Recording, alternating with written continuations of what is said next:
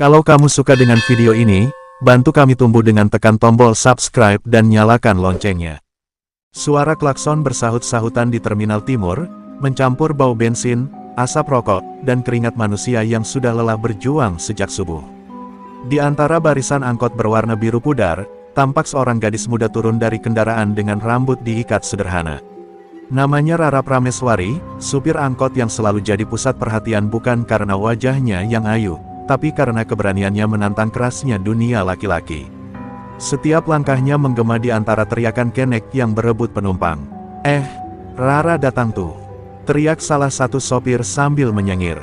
Beberapa menoleh, sebagian bersiul menggoda. Rara hanya tersenyum kecil, memasukkan uang receh ke kantong celana jeansnya yang sudah pudar. Ia tak pernah menjawab ejekan, karena ia tahu, di terminal ini, diam lebih tajam dari kata-kata. Tangannya lincah mengelap kaca depan angkotnya, sementara matanya memandangi langit yang mulai memerah. Hari ini akan panjang, pikirnya. Sejak ayahnya meninggal karena kecelakaan di jalur yang sama, Rara mengambil alih angkot peninggalannya. Semua orang di terminal dulu meremehkan perempuan. Nyetir angkot, gak bakal kuat, tapi waktu telah membungkam semua bibir sinis itu. Rara bukan hanya kuat, ia juga cepat, jujur, dan punya pelanggan tetap yang menolak naik angkot lain. Dalam dunia penuh tipu, kejujuran adalah kekuatan langka. Namun kekuatan itu justru menarik perhatian orang yang salah. Dari jauh, di bawah papan bertuliskan, Koperasi Sopir Terminal Timur, berdiri Bang Rondo, preman bertubuh besar dengan tato naga di lehernya. Tatapannya tajam mengikuti setiap gerak Rara. Ia menyeringai, mengisap rokok, dan berbisik pada anak buahnya, "Cantik begini kok nyetir angkot. Kita ajarin sopan santun dikit, biar tahu siapa raja di sini." Tawa kasar pun pecah di antara bau solar dan suara knalpot. Rara merasakan tatapan itu, tapi ia pura-pura tidak tahu. Ia sudah terbiasa jadi bahan olok-olok, namun ada sesuatu di tatapan Rondo yang berbeda, dingin, memerangkap. Ia menutup pintu angkot, memeriksa spion, lalu berbisik pada dirinya sendiri, "Tenang, Ra, kau cuma kerja, bukan cari ribut." Tapi di dalam hatinya, ada getar samar yang belum pernah ia rasakan sebelumnya, firasat buruk. Penumpang mulai naik satu per satu. Seorang ibu muda dengan anak kecil, 2 pelajar, dan seorang bapak tua yang selalu duduk di kursi depan. "Makasih, Neng Rara," ujar si bapak sambil tersenyum.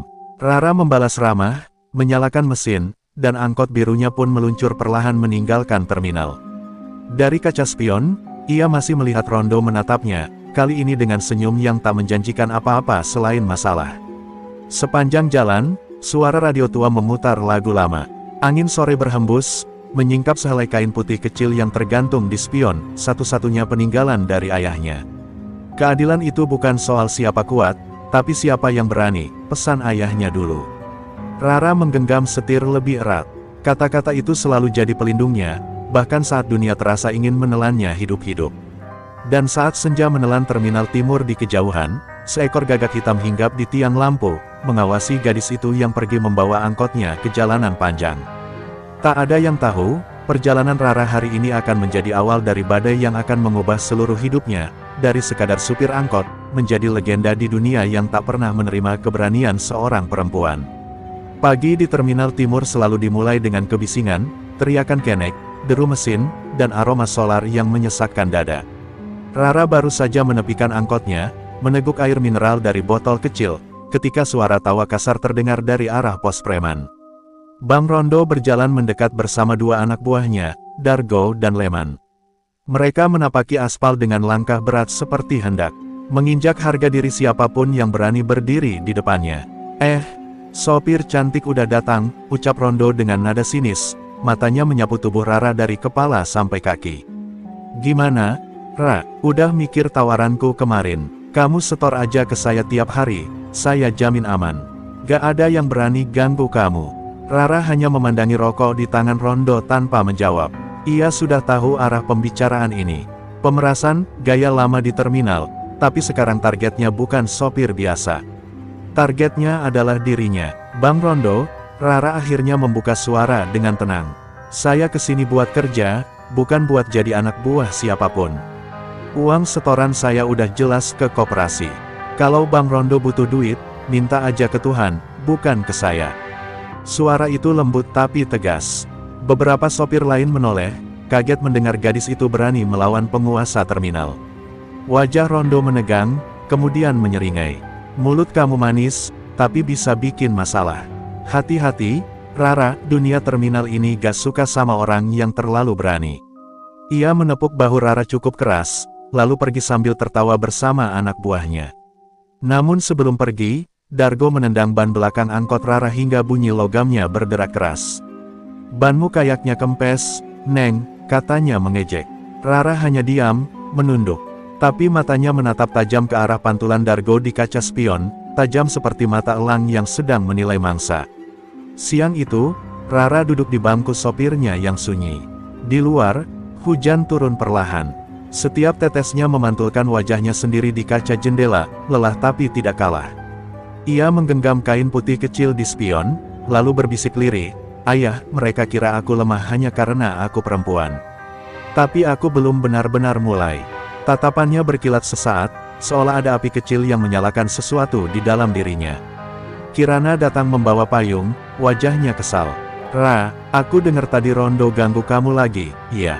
Gila tuh orang, kayak gak punya kerjaan lain." Rara tersenyum lemah. "Biarin, Ran. Mereka cuma mau lihat aku marah. Kalau aku marah, mereka menang." Kirana menggeleng. "Tapi mereka gak akan berhenti kalau kamu terus diam." Rara menatapnya sebentar, lalu menjawab pelan, "Aku bukan diam karena takut. Aku diam karena aku tahu kapan harus bicara dengan tangan." Sore menjelang, terminal mulai sepi, tapi rasa waspada belum juga hilang dari dada Rara. Ia tahu, ini baru awal. Dunia keras ini tidak akan membiarkan gadis seperti dirinya tenang terlalu lama. Dan benar saja, dari kejauhan, Rondo berdiri di bawah lampu terminal yang mulai menyala, menatap Rara dengan tatapan penuh rencana. Ia menepuk pundak Dargo dan berbisik, "Besok, kasih dia pelajaran kecil. Biar tahu siapa yang punya tempat ini." Malam itu, di kontrakan sempitnya, Rara menatap kedua tangannya di bawah cahaya lampu redup. Bekas luka lama di pergelangan kirinya masih tampak samar, tanda dari masa lalu yang ingin ia lupakan. Tapi dalam diam, ia tahu, waktu untuk bersembunyi sudah hampir habis. Jika dunia memaksa Rara untuk melawan, maka gadis angkot itu akan menunjukkan siapa dirinya sebenarnya. Malam itu Rara terjaga. Hujan turun pelan di luar jendela kontrakannya yang bocor, menetes satu-satu ke ember kecil di pojok kamar. Ia memeluk lutut di atas kasur tipis, menatap kosong ke dinding yang penuh bayangan air. Setiap tetes hujan seolah membawa suara yang telah lama ia kubur, suara bentakan, jeritan, dan deru pedang yang dulu merenggut seluruh masa kecilnya. Malam itu, tanpa ia kehendaki, pintu masa lalu terbuka lagi. Dalam mimpinya, Rara berdiri di halaman perguruan tua di lereng gunung. Udara pagi terasa dingin, tapi tubuh kecilnya kala itu tetap menekuni jurus pertama Wirasakti, langkah awan, tangan petir. Di hadapannya berdiri Guru Arwana, sosok tinggi dengan rambut memutih dan sorot mata. "Setenang air telaga, ingat, Rara," kata suara itu lembut namun tegas, "ilmu Wirasakti bukan untuk menindas, tapi untuk menjaga. Jika kau menggunakannya dengan amarah, kau akan kehilangan arah." Namun suara itu segera berubah menjadi jeritan. Api tiba-tiba melahap atap perguruan, dan dari balik kabut muncul puluhan orang bersenjata. Rara kecil berlari mencari gurunya, tapi hanya menemukan darah dan bayangan sosok besar berpedang, salah satu pengkhianat perguruan, murid sesat yang menolak ajaran welas asih. "Berlari, Rara!" teriak Guru Arwana sambil menahan musuh. "Simpan ilmu ini, jangan sampai dunia tahu sebelum waktunya."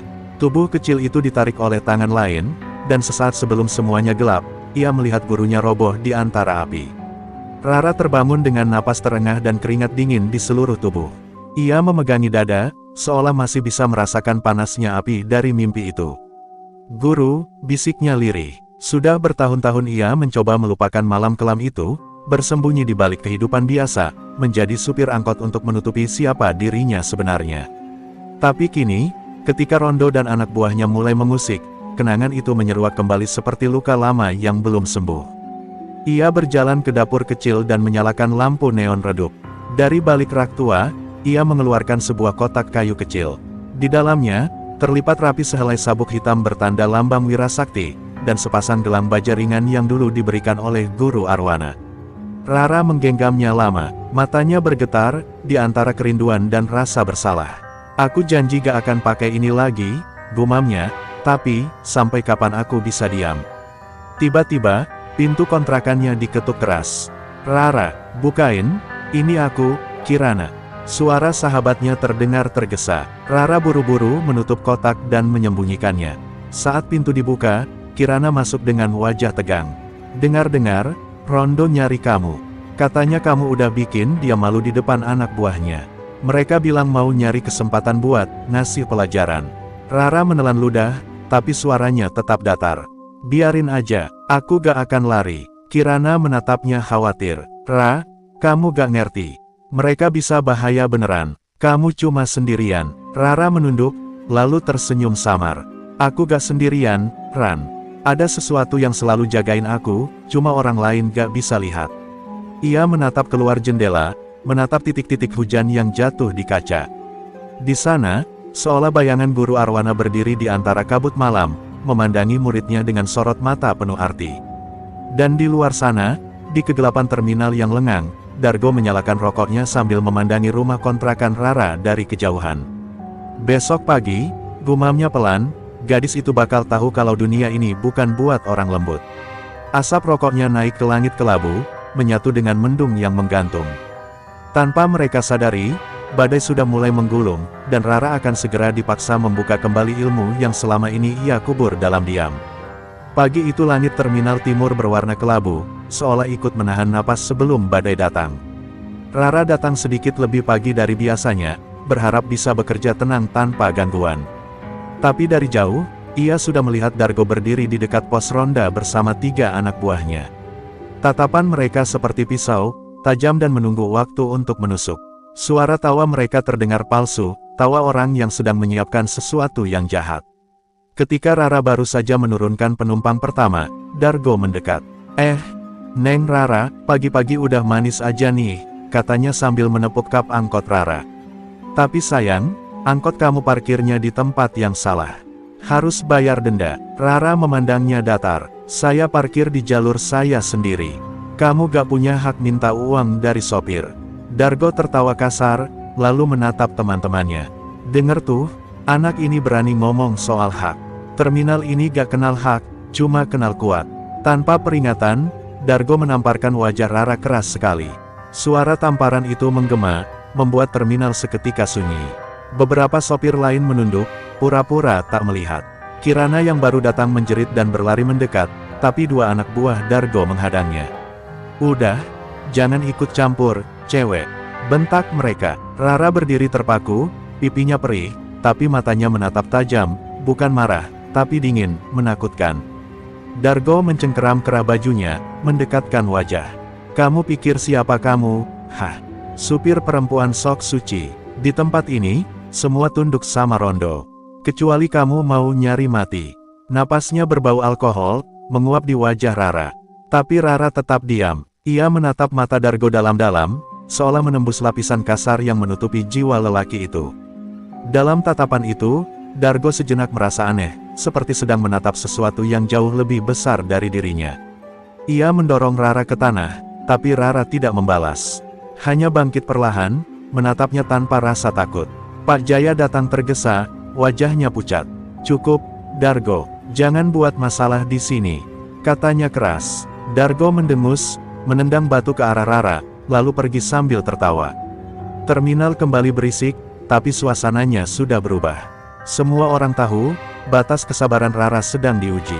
Pak Jaya mendekat, membantu Rara berdiri. Rara, kau harus hati-hati. Rondo bukan orang sembarangan. Dia punya orang dalam di kantor polisi. Sekali kamu balas, habis kamu. Rara menatapnya dengan tatapan sendu. Saya tahu, Pak Jaya. Tapi sampai kapan orang baik harus diam? Tangannya gemetar, bukan karena takut, tapi karena amarah yang ia tahan terlalu lama. Saat ia memegang setir angkotnya, darah kecil mengalir dari ujung bibirnya. Tapi di balik luka itu, hatinya mulai membentuk tekad baru, ia tak akan terus jadi sasaran. Sore hari, ketika Rara sendirian memperbaiki angkotnya, hujan turun lagi. Air mengalir di pipinya, bercampur dengan darah dan sisa oli di tangannya. Di balik hujan, samar-samar terdengar suara langkah seseorang, berat dan perlahan. Rara menoleh, namun tak ada siapapun. Hanya hembusan angin dan suara kain kecil di spionnya yang bergoyang. Dalam gemericik hujan itu, ia mendengar gema suara yang pernah ia dengar dulu di gunung. Waktu akan tiba, Rara. Ketika diam tak lagi cukup untuk menjaga kebenaran. Dan malam itu, Rara duduk di kursi sopirnya yang basah, menatap refleksi dirinya di kaca depan. Gadis itu bukan lagi hanya seorang supir angkot. Di balik mata yang lembut, tersimpan badai yang sebentar lagi akan meledak, badai yang akan mengguncang seluruh Terminal Timur. Malam berganti dini hari, Terminal Timur sudah sunyi, hanya tersisa beberapa kendaraan yang parkir di bawah lampu jalan yang redup. Rara duduk di dalam angkotnya, menggenggam kain putih kecil di spion. Matanya bengkak, tapi bukan karena tangis, karena lelah menahan semuanya sendirian. Tamparan Dargo masih terasa di pipinya, tapi yang lebih menyakitkan adalah perasaan diinjak harga diri di depan semua orang yang memilih diam. Dalam hati, ia tahu, diamnya tak lagi berarti bijak, melainkan kelemahan yang dimanfaatkan. Kirana datang membawa 2 gelas kopi dari warung sebelah. "Ra, aku gak bisa tenang lihat kamu kayak gini. Mereka udah kelewatan." Rara menerima kopi itu, menatapnya lama. "Aku cuma mau kerja tenang, Ran, tapi dunia kayak gak ngasih tempat buat perempuan yang cuma mau jujur dan kuat." Ia menatap langit malam. "Aku udah lama belajar sabar, tapi sabar juga punya batasnya." Kirana menatapnya prihatin, lalu matanya tertuju pada sesuatu di dalam angkot Rara, semacam ukiran tua di bawah dashboard. "Ra, ini apa? Kayak simbol gitu?" tanya Kirana sambil mengusap debu di permukaan kayu. Tiba-tiba, Rara panik, menutupinya dengan cepat. "Jangan pegang, Ran." Suaranya lebih keras dari biasanya. Kirana kaget, tapi Rara segera menunduk, merasa bersalah. "Maaf, aku cuma gak mau kamu ikut ke bawah." Rara membuka glove box di bawah setir, dan dari situ tampak sebuah ukiran kecil dari perunggu, lambang berbentuk 2 tangan menggenggam awan. Kirana menatapnya penuh tanda tanya. "Lambang itu, aku pernah lihat di berita dulu," gumam Kirana. "Itu lambang perguruan yang katanya sudah punah sejak kebakaran besar di lereng Gunung Arwana, kan?" "Wira Sakti." Rara menatapnya tajam, seolah rahasianya baru saja dibuka paksa. Setelah beberapa saat hening, ia akhirnya berkata pelan, "Aku murid terakhirnya." Suaranya lirih, tapi di balik nada itu ada sesuatu yang berat, seperti batu yang baru saja jatuh dari dada setelah bertahun-tahun dipikul. Kirana terdiam, menatap sahabatnya dengan campuran kagum dan takut. "Jadi, kamu bisa bela diri. Kamu bisa ngelawan mereka." Rara menggeleng. "Dulu iya, tapi aku berhenti sejak malam perguruan diserang. Guru Arwana nyuruh aku bersembunyi di dunia biasa, supaya ilmu itu gak jatuh ke tangan yang salah. Aku janji gak akan pernah pakai jurus Wira Sakti lagi, tapi sekarang, aku gak tahu apakah janji itu masih bisa aku jaga." Matanya menatap ke depan, pada jalan yang kosong, seperti melihat masa depan yang kabur. Kirana menggenggam tangan Rara. "Ra, kadang janji harus dikorbankan demi kebenaran. Kalau kamu terus diam, mereka akan pikir kamu bisa diinjak terus. Dan aku gak mau lihat kamu disakiti lagi." Rara menarik napas panjang. Kata-kata itu menancap dalam di dadanya. Ia memejamkan mata, dan dalam hening, seolah ia kembali mendengar suara Guru Arwana, "Wira Sakti sejati bukan soal menyerang, tapi melindungi. Jika dunia butuh tanganmu, jangan lagi bersembunyi." Dari luar, terdengar langkah sepatu berat dan suara tawa mengejek. Rondo dan anak buahnya baru saja tiba di terminal, mabuk, mencari gara-gara. "Mana tuh cewek sok kuat?" teriak salah satu. Rara dan Kirana saling pandang. Hujan mulai turun pelan. Tanpa berkata apa-apa, Rara membuka dashboard dan menyentuh ukiran lambang Wira Sakti itu dengan ujung jarinya. Seketika, udara di dalam angkot seolah berubah, tenang, tapi bergetar oleh energi yang belum lama tidur. Rara berdiri. Ia menatap keluar, wajahnya dingin, matanya tajam. "Ran," katanya pelan, "besok aku gak mau kamu ke terminal dulu." Kirana menatapnya bingung. "Kenapa?" Rara menatap jauh ke arah lampu-lampu yang mulai padam satu persatu. "Karena mulai besok, Terminal Timur gak akan pernah sama lagi." Dan di antara hujan yang semakin deras, angkot biru itu seolah memantulkan bayangan seorang gadis yang bukan lagi sekadar supir, melainkan pewaris sebuah legenda yang akan segera bangkit dari tidur panjangnya. Hujan mengguyur deras malam itu, membuat jalanan terminal timur berubah menjadi lautan genangan dan cahaya lampu yang bergetar di permukaannya. Rara duduk di kursi sopir angkot birunya, menatap keluar jendela yang basah. Ia tahu malam ini bukan malam biasa.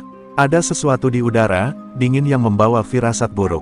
Dari jauh, samar-samar terdengar tawa serak Rondo dan langkah berat Dargo yang menuju ke arahnya. Kirana sudah ia suruh pulang, tapi hatinya tetap gelisah. "Rara," suara Rondo menggema dari antara deru hujan. "Keluar, dong," katanya supir paling berani di terminal ini. "Aku mau lihat seberapa kuat kamu kalau gak ada orang lain yang bantu." Lampu sorot dari pos ronda menyorot ke arah angkot Rara.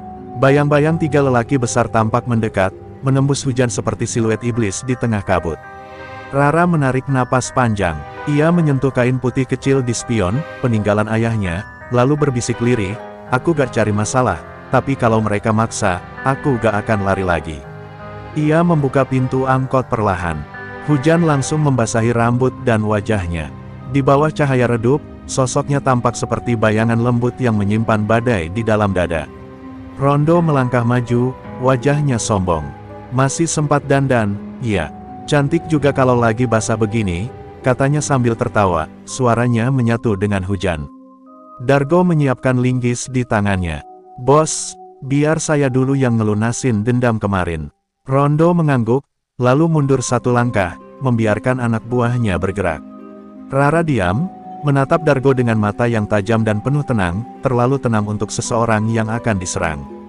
Dargo menghampiri cepat, mengayunkan linggis ke arah kepala Rara. Tapi sebelum besi itu sempat mengenai, tubuh Rara bergerak ringan seperti bayangan yang menari di antara butir air hujan. Langkah awan, dalam satu gerakan halus, ia memutar tubuh dan mendorong pergelangan tangan Dargo ke arah tanah. Linggis terlepas dan menancap ke genangan air, disusul suara keras dari siku Rara yang menghantam dada Dargo. Lelaki itu terlempar mundur, mengadu, matanya terbelalak. Rondo melotot, tak percaya. "Anak ini bukan sopir biasa," teriaknya. Ia menarik pisau lipat dan menyerang membabi buta. Tapi Rara sudah berubah, tak ada lagi ketakutan di wajahnya, hanya ketenangan mematikan dari seorang yang terlatih bertahun-tahun. Ia menepis serangan itu dengan tangan kosong, gerakannya cepat seperti kilat. Tangan petir. Sekejap, pisau terlepas, dan lutut Rondo tertekuk oleh pukulan lurus ke arah dadanya. Hujan semakin deras. Rara berdiri di tengah terminal yang kini sepi, napasnya berat, rambutnya menempel di pipi. Dargo tergeletak di tanah, Rondo tersandar di tiang besi, menatapnya dengan mata penuh benci dan ketakutan. Siapa kamu sebenarnya?" gumamnya lirih. Rara menatapnya dingin, lalu menjawab pelan, "Aku cuma supir angkot yang capek dibungkam." Ia berbalik, meninggalkan mereka terkapar di antara genangan air dan sinar lampu yang bergetar. Ketika ia melangkah pergi, petir menyambar langit di atas terminal timur. Cahaya kilat itu memantulkan simbol wirasakti di kaca belakang angkot Rara, 2 tangan menggenggam awan. Simbol yang selama ini ia sembunyikan kini tampak jelas, seolah dunia akhirnya tahu, pewaris terakhir wirasakti telah bangkit dari diamnya. Dan di antara hujan yang tak berhenti, lahirlah legenda baru, tentang seorang gadis yang menolak tunduk, dan memilih melawan dalam senyap. Pagi setelah pertarungan itu, terminal timur sunyi seperti kuburan. Hujan telah berhenti, menyisakan genangan air yang memantulkan langit abu-abu. Tak ada suara tawa preman, tak ada siulan sopir. Rondo dan anak buahnya lenyap entah kemana, dan kabar tentang supir cantik yang menumbangkan 3 preman sekaligus menyebar secepat angin. Sebagian tak percaya, sebagian kagum, tapi semua sepakat, Rara bukan lagi sekadar gadis angkot. Ia kini simbol perlawanan di tempat yang selama ini dikuasai ketakutan. Namun bagi Rara sendiri, kemenangan itu terasa hambar. Sepanjang malam ia tak bisa tidur. Di kepalanya terngiang wajah Dargo yang pingsan dengan darah di bibir, dan tatapan Rondo yang penuh kebencian tapi juga ketakutan. Ia tak menyesal, tapi ia takut, bukan pada mereka, melainkan pada dirinya sendiri. Ia telah melanggar sumpah. Ia telah menghidupkan kembali jurus wirasakti yang seharusnya mati bersama masa lalunya. Pagi itu, Rara duduk di halte tua dekat terminal, menatap jalanan basah. Udara dingin menusuk kulit. Tiba-tiba, di antara kabut pagi, muncul sosok pria tua berpakaian lusuh, membawa tongkat kayu dan memegang tas kain kecil di punggung. Langkahnya pelan tapi pasti, seperti seseorang yang tahu kemana ia harus pulang. Rara hampir tak memperhatikan, sampai pria itu berhenti tepat di depannya dan berkata dengan suara yang membuat hatinya berhenti berdetak. Langkah awan, tangan petir. Hanya murid Wira Sakti yang tahu gerakan itu. Rara menatap pria itu, matanya yang keriput tapi tajam, wajah yang setengah tertutup tudung abu-abu, dan senyum yang ia kenali bahkan setelah bertahun-tahun. Tangannya gemetar. Guru Arwana. Suaranya bergetar, nyaris tak keluar. Pria itu mengangguk perlahan. Kau sudah melanggar sumpahmu, Rara. Tapi aku tak datang untuk menghukum. Air mata langsung mengalir di pipi Rara. Ia berlutut di depan gurunya, menggenggam tangan tua itu yang dingin tapi masih kokoh. Guru, aku pikir Anda sudah mati di malam kebakaran itu. Aku gak sengaja. Aku cuma ingin bertahan. Suaranya pecah di antara isakan. Guru Arwana menatapnya lembut. Kau bertahan dengan benar, nak. Tapi dunia belum selesai dengan kita. Orang yang menyerang perguruan dulu, mereka belum lenyap. Dan aku yakin, orang-orang itu kini bersembunyi di balik wajah preman terminal yang kau hadapi. Rara terdiam. Tiba-tiba semua potongan masa lalunya seperti bersatu, serangan perguruan, munculnya Rondo, dan sikap Dargo yang seolah menyimpan sesuatu di balik kekerasannya. Jadi, mereka bagian dari itu? Tanya Rara pelan. Guru Arwana mengangguk, menatap jauh ke arah terminal. Mereka hanyalah perpanjangan tangan dari sesuatu yang lebih besar. Kau telah menarik perhatian mereka dengan jurusmu semalam. Mereka akan datang lagi, kali ini, bukan hanya untuk mengusikmu, tapi untuk menghapus sisa Wira Sakti dari dunia. Angin berhembus lembut, tapi di dada Rara hanya ada gejolak. Ia menggenggam kain putih kecil di lehernya, peninggalan ayah sekaligus simbol perguruannya. Kalau begitu, guru, aku tidak akan bersembunyi lagi. Aku akan lawan mereka, untuk ayah, untuk perguruan, dan untuk semua yang tertindas di tempat ini. Suaranya kini tenang, tapi ada api yang menyala di baliknya. Guru Arwana tersenyum samar. Kau telah tumbuh, Rara. Tapi ingat, kekuatan tanpa belas kasih adalah kehancuran. Wira Sakti hidup bukan untuk membalas dendam, tapi untuk menegakkan keadilan. Ia menepuk bahu muridnya, lalu berjalan perlahan ke arah kabut, meninggalkannya dengan pesan yang menggantung di udara. Saat kau siap, dunia akan menantangmu lagi. Dan ketika kabut pagi menelan sosok tua itu, Rara berdiri di tempatnya, menatap ke arah terminal timur yang kini tampak sunyi namun syarat ancaman. Ia tahu, kedamaian ini hanya sementara. Karena di bawah tanah yang basah, bayang-bayang lama sedang bangkit, dan pertempuran sejati baru saja dimulai. Hari itu, terminal timur tak lagi seperti biasanya. Awan hitam menggantung berat di langit, dan udara terasa tebal oleh ketegangan. Sejak pagi, para sopir berbisik-bisik tentang kabar kedatangan geng luar kota, orang-orang bayaran yang disewa Rondo untuk membersihkan terminal. Rara duduk di dalam angkot birunya, memandangi kaca depan yang berembun. Setiap detik yang berlalu seperti detak jantung menuju badai. Ia tahu, hari ini tidak bisa dihindari. Hari ini, diam tak lagi cukup. Kirana datang tergesa, wajahnya panik. Aku baru dengar dari anak-anak pos, Rondo balik lagi. Tapi gak sendiri, dia bawa banyak orang, dan katanya, mereka bersenjata. Rara menarik napas dalam, menatap sahabatnya itu dengan lembut tapi mantap. Kamu harus pergi dari sini, Ran. Jauhkan dirimu. Kirana menolak. Aku gak akan ninggalin kamu sendirian. Tapi tatapan Rara cukup untuk membuatnya terdiam. Tatapan itu tenang, tatapan seseorang yang sudah berdamai dengan kemungkinan apapun yang akan datang. Tepat pukul 10, deru motor dan truk tua mengguncang terminal. Puluhan pria turun, membawa rantai, balok, dan besi. Di tengah mereka, Rondo muncul dengan luka di pipi, matanya merah penuh dendam. Hari ini aku gak mau banyak omong. Teriaknya, tangkap dia, buat dia, nyesel pernah lahir di dunia ini. Suara gemuruh langkah kaki bergema, menggetarkan tanah. Sopir-sopir lain berlarian menjauh, tapi sebagian tetap diam, menatap Rara yang berdiri tegak di tengah hujan abu terminal. Rara membuka pintu angkot, keluar perlahan.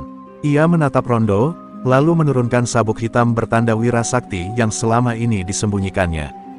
Dengan tenang, ia mengikat sabuk itu di pinggang.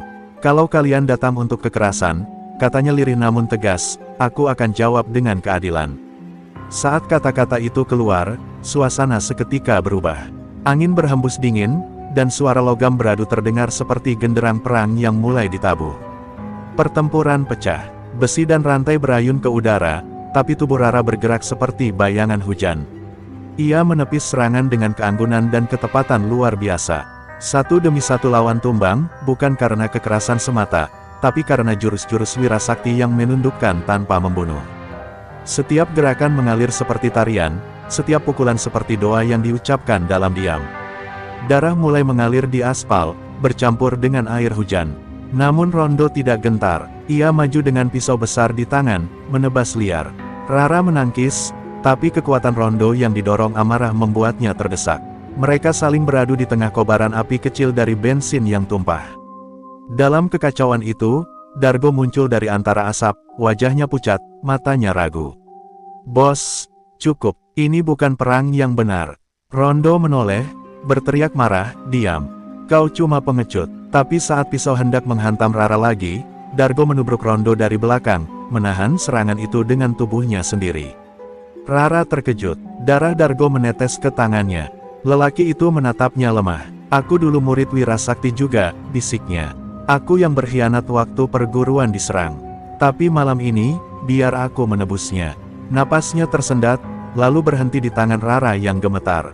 Rondo meraung marah, menyerang lagi, tapi kini Rara bukan lagi murid yang menahan diri. Dalam satu gerakan kilat, ia melumpuhkan Rondo dengan pukulan telak ke dada, keras, namun tidak mematikan.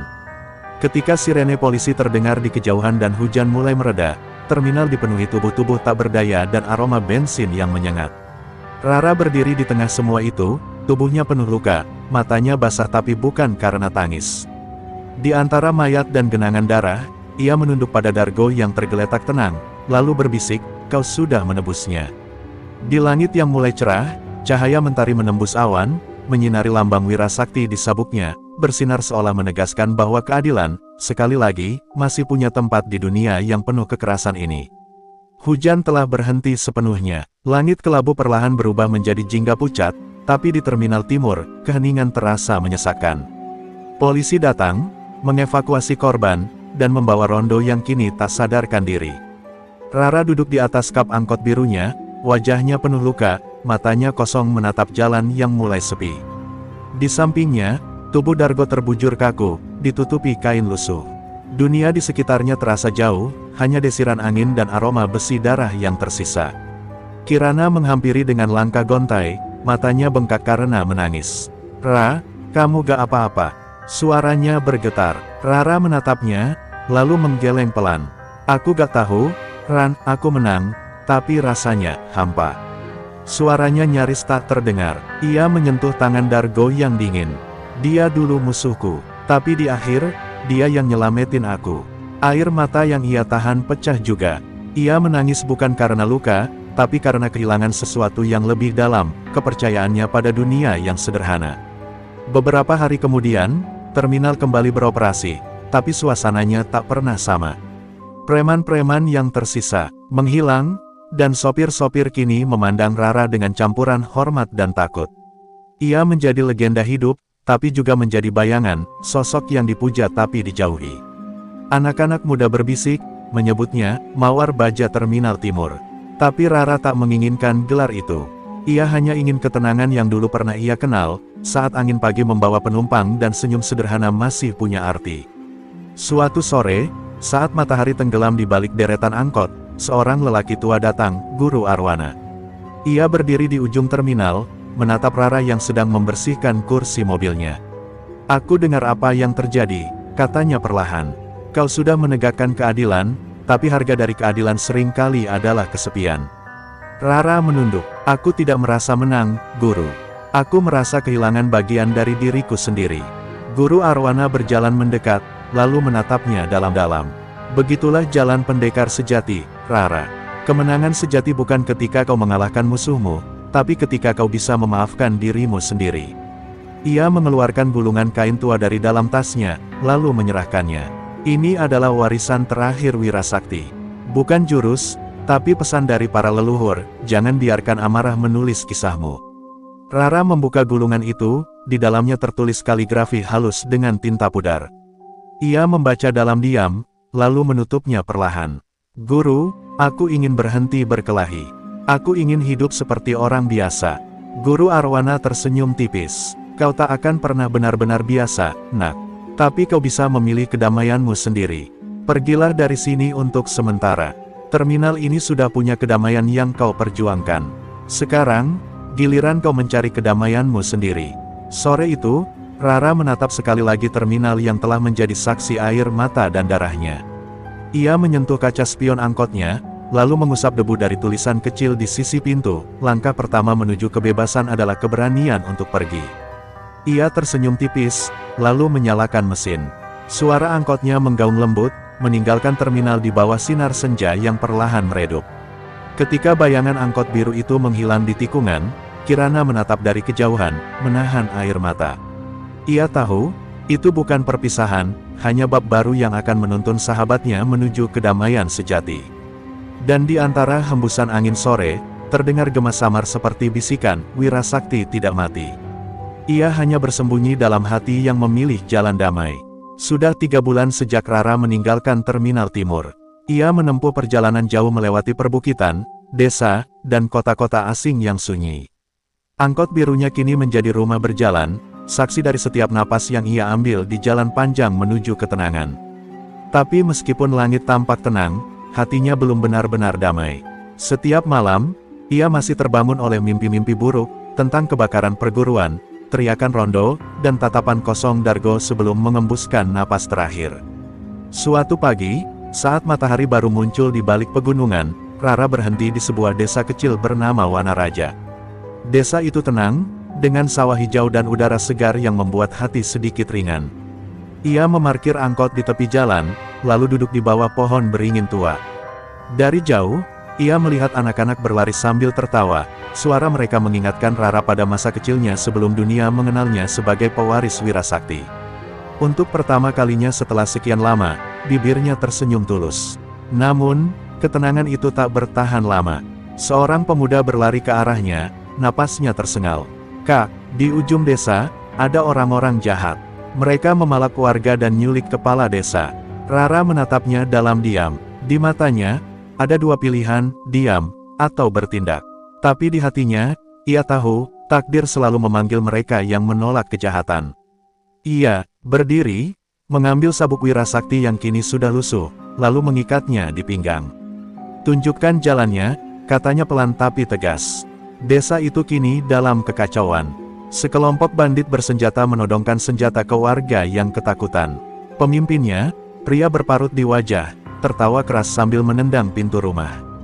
Bayar upeti kalau mau aman, teriaknya. Tapi tawanya terhenti ketika melihat sosok perempuan berjalan pelan di tengah jalan berdebu. Rambut hitamnya tertiup angin, mata tajamnya menatap lurus tanpa gentar. Rara, pergi dari sini, katanya lirih. Atau kalian akan menyesal. Tawa bandit itu pecah lagi. Seorang gadis mau ngusir kami. Ia mengangkat pedangnya, tapi sebelum sempat bergerak, tubuh Rara melesat seperti bayangan. Dalam hitungan detik, 5 orang tumbang tanpa sempat menyentuhnya. Gerakannya cepat tapi elegan, tanpa kebencian, seperti angin yang memotong, tapi tak pernah membenci daun yang jatuh. Bandit terakhir mencoba melarikan diri, namun Rara menahannya dengan satu gerakan tangan. Keadilan bukan balas dendam, katanya pelan, lalu menyerahkannya kepada warga. Setelah semuanya usai, warga desa berkerumun di sekelilingnya. Seorang nenek tua menggenggam tangannya sambil meneteskan air mata. Kau malaikat, nak, bisiknya. Rara tersenyum, tapi matanya berkaca-kaca. Bukan, Nek, aku cuma seseorang yang belajar dari kesalahan. Ia menatap langit jingga, di mana awan membentuk siluet 2 tangan menggenggam, lambang Wirasakti.